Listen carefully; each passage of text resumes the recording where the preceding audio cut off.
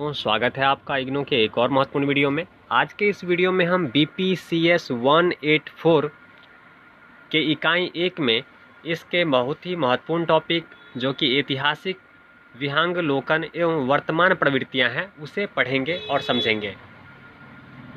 तो वीडियो में बने रहिए, अंत तक वीडियो को देखिए ताकि इस पे आपकी गहरी समझ बन सके और इस पे आने वाले महत्वपूर्ण प्रश्नों का उत्तर आप आसानी से दे सके। तो चलिए शुरू करते हैं आज के इस वीडियो को। जब हम ऐतिहासिक विहंगावलोकन एवं वर्तमान प्रवृत्तियों को देखते हैं तो जो पूर्व में जो विद्यालय मनोविज्ञान थी उसके क्षेत्र अगर हम देखें या उस क्षेत्र में जो कार्य करने वाले जो मनोवैज्ञानिक कार्य कर रहे थे उनकी कार्य क्षमता कौशल उतनी विकसित नहीं थी कि उन्हें जो दायित्व दिया गया था या उनका जो दायित्व था उसका वो सही से निर्वहन कर सके। तो चलिए इसे विस्तार से देखते हैं। विद्यालय मनोवैज्ञानिकों की जो पारंपरिक भूमिका जो होती थी उसे वे प्रायः मनोमितीय प्रतिमान तक ही सीमित रखते थे। वह मतलब एक पद तक ही सीमित था। जो मनोवैज्ञानिकों की जो एक जो कार्य था अगर उसे देखें, उनकी जो प्रवृत्ति थी, उनकी जो कौशलकारी क्षमता थी, उनकी जो जिम्मेदारी होती थी वह सिर्फ एक पद तक ही सीमित रही। जहां मानसिक स्थिति का पता लगाना इस व्यवसाय की जो प्रमुख विशेषता होती थी उसे वे पूर्ण नहीं कर पाते थे क्योंकि उस प्रकार से उनकी शिक्षा, उस प्रकार से उनका प्रशिक्षण नहीं हुआ होता था।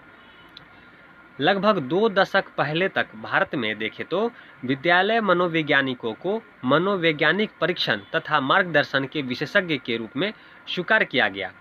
लगभग 2 दशक पहले, आज से लगभग 2 दशक पहले ही भारत में मनोवैज्ञानिकों को मनोवैज्ञानिक परीक्षण तथा मार्गदर्शन के जो विशेषज्ञ होते हैं उसके रूप में स्वीकार किया गया, परंतु उनकी जो भूमिका है वह विद्यालय तक ही सीमित रही तथा विद्यालय मनोवैज्ञानिकों की स्थिति कुछ इस प्रकार बन गई कि उनकी भूमिका स्पष्ट नहीं थी कि उनकी कार्य की सीमा क्या है, उन्हें किस प्रकार से कार्य करना है। इसके साथ ही उन्हें जो कार्य सौंपे गए, उन्हें जो काम सौंपे गए उनमें उनकी दक्षता की कमी थी।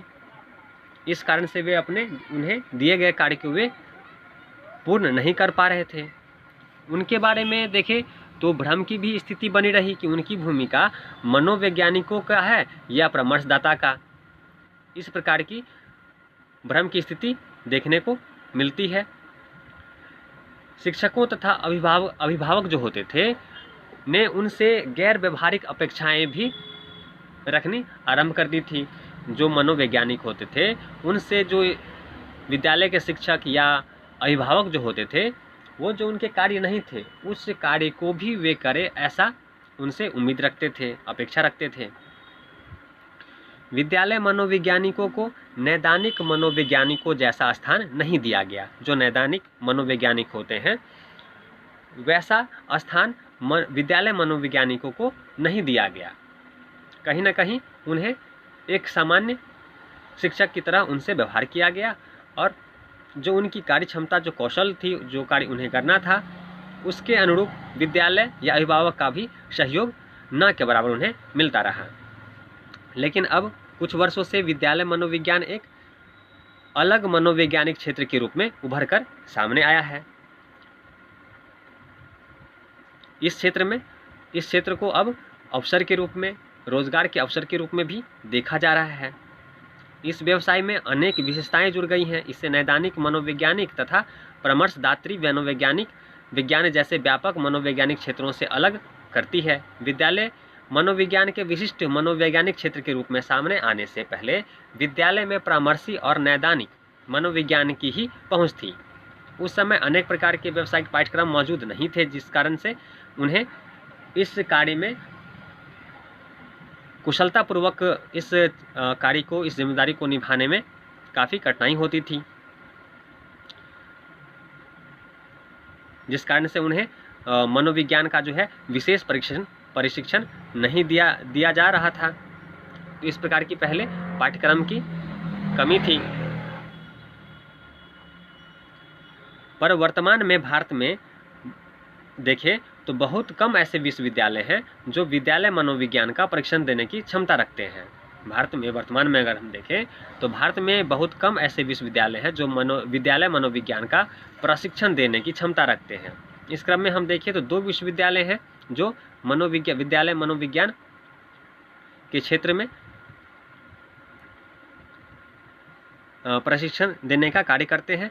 जैसे पहले देखें तो महाराजा तथा GD गोयनका विश्वविद्यालय गुरुग्राम, ये 2 ऐसे विश्वविद्यालय हैं जो अभी विद्यार्थियों को विद्यालय मनोविज्ञान का प्रशिक्षण देने की क्षमता रखते हैं।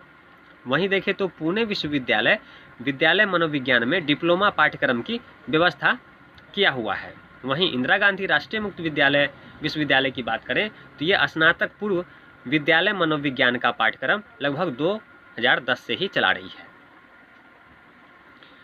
इसके अलावा हम देखें जो विकसित देश हैं, विकसित देशों में विश्वविद्यालय स्तर पर विद्यालय मनोविज्ञान के विशिष्ट पाठ्यक्रम की सुविधा है। साथ ही मनोविज्ञान के छात्रों को नियमों के समितियों द्वारा प्रशिक्षण दिया जाता है तथा अभ्यास कराया जाता है। जो विकसित देश हैं जैसे अमेरिका आदि जो देश हैं, वहाँ विश्वविद्यालय स्तर पर जो है विद्यालय मनोविज्ञान के विशिष्ट पाठ्यक्रम की सुविधा है और ऐसे जो मनोविज्ञान के जो छात्र हैं जो इस विषय को पढ़ते हैं उन्हें कई प्रकार की समितियों द्वारा प्रशिक्षण दिया जाता है और इस क्षेत्र में वो उत्कृष्ट कार्य सकें इसके लिए अभ्यास कराया जाता है।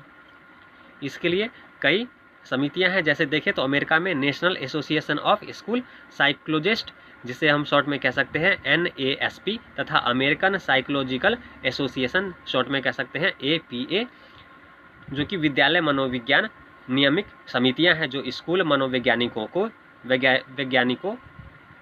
मनोवैज्ञानिकों की नैतिकता तथा कार्यों की निगरानी करता है तथा उन्हें प्रशिक्षण प्रदान करता है। भारत में भारतीय विद्यालय मनोविज्ञान संघ का जो गठन हम देखें तो इसे प्रोफेसर B मुखोपाध्याय के निर्देश में 2009 में किया गया था तथा सफलतापूर्वक पहली 10 वर्षीय यात्रा यानी कि 2009 में किया गया था और 2019 तक की जो 10 वर्षीय यात्रा है वह इन्होंने पूरा किया। 2 दशकों से भी अधिक अवधि में यह संघ अपनी सेवाएं सफलतापूर्वक प्रदान करता चला आ रहा है। इस संघ ने भारत में विद्यालय मनोविज्ञान को आगे बढ़ाने में महत्वपूर्ण भूमिका निभाई है। तो इस प्रकार हम कह सकते हैं जो प्रोफेसर B मुखोपाध्याय के निर्देश में जो 2009 से 2019 तक जो 10 वर्ष का जो सफलतापूर्वक दौर चला, इसमें यह जो संघ है जो भारत में जिस संघ की स्थापना मुखोपाध्याय यानी कि प्रोफेसर B मुखोपाध्याय ने जो किया था, जिस संघ की स्थापना की थी, वह भारत में विद्यालय मनोविज्ञान को आगे बढ़ाने में महत्वपूर्ण भूमिका निभा रहा है। यह संगठन न केवल छात्रों के मानसिक स्वास्थ्य को संबंधित प्रासंगिक समस्या पर विचार करता है बल्कि विशेषज्ञ भी यह उपलब्ध करवाता है। साथ ही अपनी वार्षिक सभाओं के माध्यम से विश्वविद्यालय स्तर पर की जाने वाली मनोवैज्ञानिक शोधों की वह प्रस्तुतिकरण के लिए मंच भी प्रदान करता है। साथ ही देखिए तो वे अंतर्राष्ट्रीय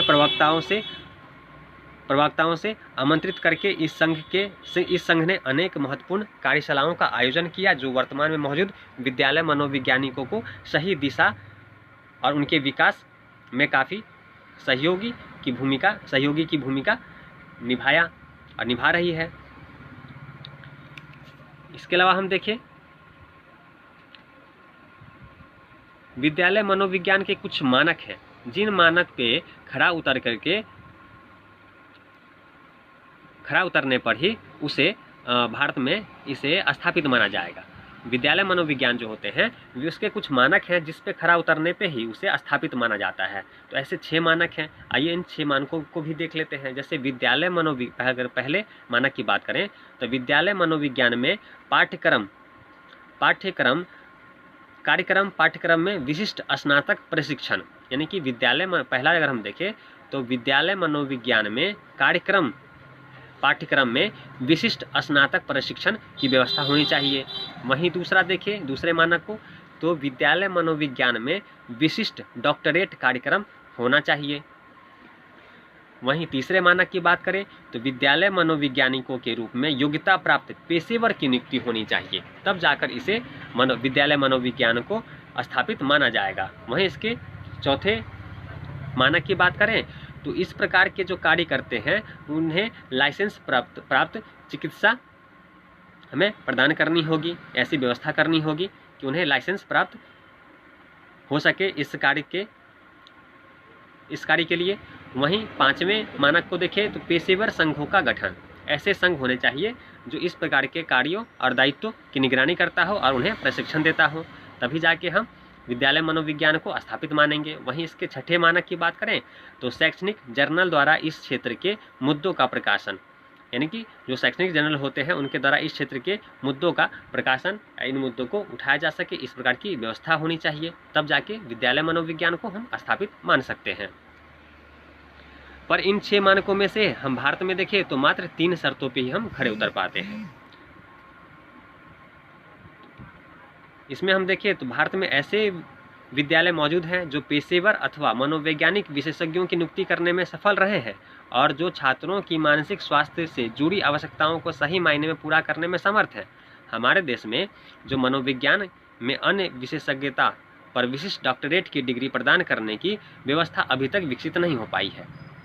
ये चीज़ हमारे यहाँ कमी है, जबकि हमने अब यहाँ देख सकते हैं कि हमने 3रे मानक के रूप में ही पढ़ा था कि विद्यालय मनोवैज्ञानिकों के रूप में योग्यता प्राप्त पेशेवरों की नियुक्ति होनी चाहिए और विद्यालय मनोविज्ञान में विशिष्ट डॉक्टरेट कार्यक्रम, जो दूसरा मानक है विद्यालय मनोविज्ञान में विशिष्ट डॉक्टरेट कार्यक्रम की व्यवस्था होनी चाहिए, वह भारत में अभी नहीं है।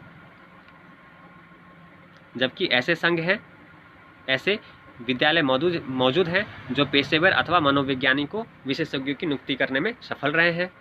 वहीं हम देखें तो हाल ही में विश्वविद्यालय अनुदान आयोग यूजीसी ने यूजीसी केयर लिस्ट 2020 की घोषणा की है, जिसका उद्देश्य शिक्षा के क्षेत्र में प्रकाशित किए जाने वाली पुरानी परिपाटी के पत्र पत्रिका से छुटकारा दिलाना है। यूजीसी केयर के मानक पर खरा उतरने वाले पत्र पत्रिका का प्रकाशन करना विषय विशेषज्ञों के लिए एक कठिन कार्य है। फिर भी कुछ प्रासंगिक प्रकाशनों की व्यवस्था विद्यालय मनोविज्ञान को केंद्र में रखकर करा गया है।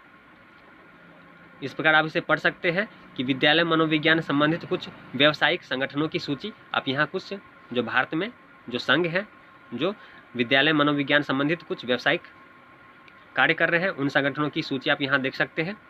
तो इस प्रकार से आज के इस वीडियो में हमने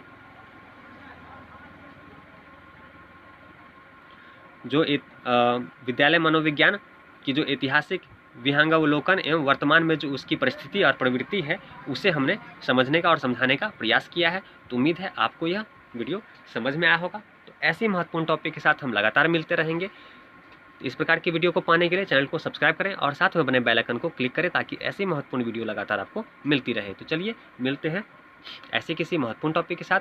तब तक वीडियो को देखने के लिए आपका धन्यवाद।